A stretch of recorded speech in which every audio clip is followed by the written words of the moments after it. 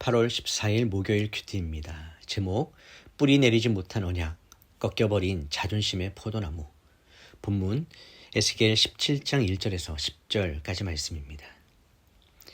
여호와의 말씀이 내게 임해 말씀하셨다. 사람아, 이스라엘 족속에게 수수께끼와 비유를 말하여라. 너는 말하여라. 주 여호와가 이렇게 말한다. 날개가 크고 깃이 길고 숱이 많고 다양한 색깔의 깃을 가진 거대한 독수리가 레바논으로 와서 백향목 가장 높은 가지를 차지했다. 독수리가 그 맨 끝의 연한 가지를 꺾어서 상인들의 땅으로 가져가 상인들의 도시에 두었다. 그리고 독수리가 그 땅의 씨를 얼마 가져다가 비옥한 땅에 심었다. 그는 그것을 풍족한 물 가에 버드나무처럼 심었다. 그것은 싹이 트고 낮게 들여온 포도나무가 됐다. 그 나무 가지들은 독수리를 향해 있었고 그 뿌리들은 나무 밑에 있었다. 이렇게 씨가 포도나무가 돼 굵은 가지들과 가는 가지들을 냈다. 그런데 날개가 크고 숱 많은 깃들을 가진 다른 거대한 독수리가 나타났다. 독수리가 자기에게 물을 줄까 해서 이 포도나무는 독수리를 향해 심긴 곳에서 뿌리를 뽑고 가지를 뻗었다. 가지를 뽑고 열매를 맺으며 훌륭한 포도나무가 되기에 충분한 물과 좋은 땅에 그 포도나무는 이미 심겨 있었다. 그들에게 말하여라. 주 여호와가 이렇게 말한다. 그 포도나무가 번성하겠느냐? 독수리가 뿌리를 뽑고 열매를 따버려서 그것이 시들지 않겠느냐? 새로 난 잎이 모두 시들어 버릴 것이다. 그것을 뿌리째 뽑는데 강한 팔이나 많은 사람이 필요하지 않을 것이다. 그것이 심겼다고 해서 번성하겠느냐? 동쪽 바람이 그 나무에 불 때 그것이 완전히 시들지 않겠느냐? 그 심긴 밭에서 시들어 버리지 않겠느냐? 본문 요약입니다. 하나님은 에스겔을 통해 비유의 말씀을 주십니다. 큰 독수리가 레바논에서 백향목 가지를 꺾어 바벨론에 심었고 그 가지는 새로운 땅에서 포도나무처럼 자랐지만 결국 다른 독수리에게 눈을 돌립니다. 하나님은 이 포도나무가 뿌리를 내리지 못하고 시들어 버릴 것을 경고하십니다.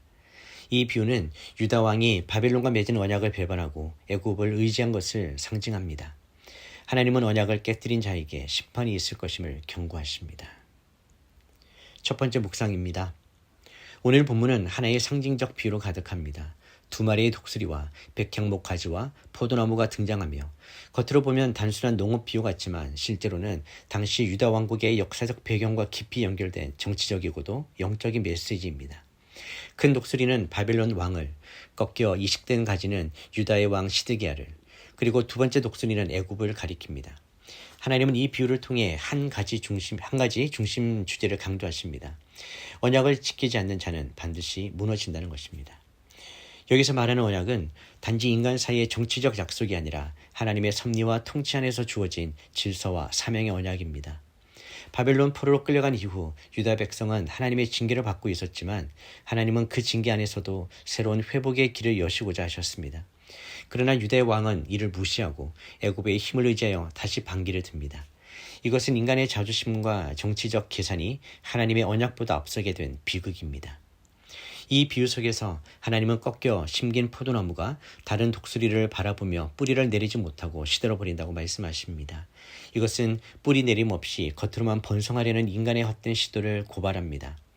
하나님의 백성이 하나님의 뜻 안에 뿌리를 내리지 않고 세상 권력과 자신의 계산에 의지하여 방향을 틀 때 결국 그것은 시듦과 멸망으로 이어집니다. 복음은 이와 정반대의 길을 제시합니다. 예수 그리스도는 뿌리를 내리기 위해 이 땅에 내려오셨고 인간의 실패를 온전히 감당하심으로 새로운 언약의 뿌리를 세우셨습니다. 복음 안에서 우리는 다시 뿌리 내릴 수 있고 다시 회복될 수 있습니다.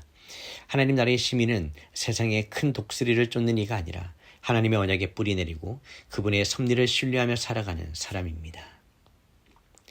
적용 질문입니다. 나는 지금 무엇에 뿌리를 내리고 살아가고 있습니까?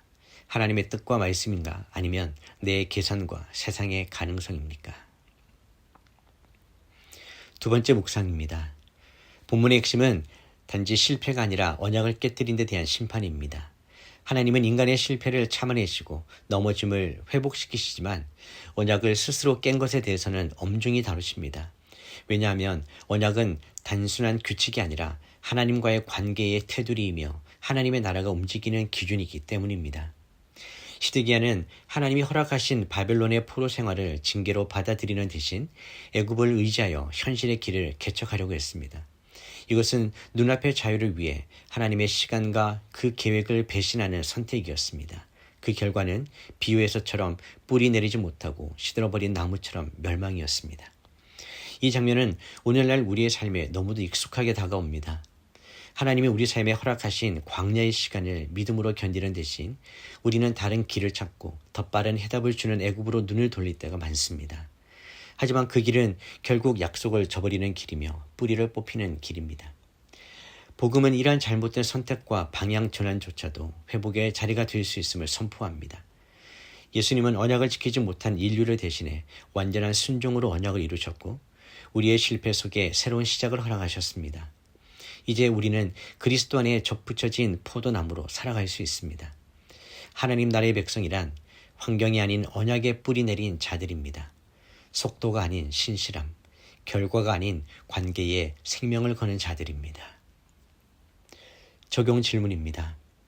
하나님의 언약을 지키기 위해 고통 중에도 인내하고 있습니까?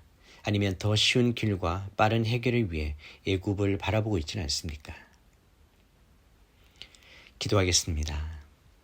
언약의 하나님 아버지, 역사를 주관하시며 세상 나라 위에 하나님 나라를 세우시는 주님, 오늘 저희가 듣는 이 비유의 말씀은 주님 앞에 신실함으로 살아가야 할 하나님의 백성들에게 주시는 무거운 부르심임을 고백합니다. 저희는 너무 자주 눈앞의 현실에 흔들리고 조급함 속에 주님의 뜻보다 인간의 전략을 따르려 했음을 고백합니다. 주님이 심으신 자리에서 뿌리 내리기보다 더 좋은 곳을 찾아 옮겨 다니며 흔들리는 나무처럼 살아왔습니다. 저희의 불충함을 용서하여 주시옵소서. 하나님 아버지, 언약을 지키는 자는 복을 받고 언약을 저버리는 자는 반드시 시들게 된다는 이 말씀 앞에 겸손히 엎드립니다.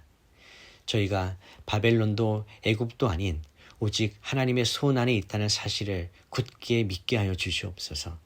뿌리 내릴 곳은 환경이 아니라 하나님의 말씀이며 안식할 곳은 성공이 아니라 하나님의 언약임을 믿게 하여 주시옵소서. 예수님, 당신은 우리의 연약함을 아시고도 끝까지 언약을 지키셨습니다. 주님의 순종이 우리의 생명이 되었고 주님의 고난이 우리의 회복이 되었음을 고백합니다. 이제 저희는 그 언약 안에 뿌리 내리고 눈에 보이지 않아도 믿음으로 살아가게 하여 주시옵소서. 때론 실패가 와도 낙심하지 않고 길이 막혀도 하나님 안에서 인내하며 기다리게 하여 주시옵소서. 하나님 나라의 백성답게 세상의 계산보다 하나님의 약속을 붙드는 삶, 하나님의 타이밍에 순종하며 살아가는 믿음의 길을 걷게 하여 주시옵소서. 성령님, 저희 안에 진실한 신뢰와 인내를 부어주시고 흔들림 없는 믿음의 뿌리를 내리게 하여 주시옵소서. 오늘도 주님이 심으신 그 자리에서 깊고 강한 뿌리를 내리게 하여 주시옵소서. 말씀이 저희의 삶의 물이 되고 주님의 뜻이 열매가 되게 하여 주시옵소서. 예수님의 이름으로 기도드립니다.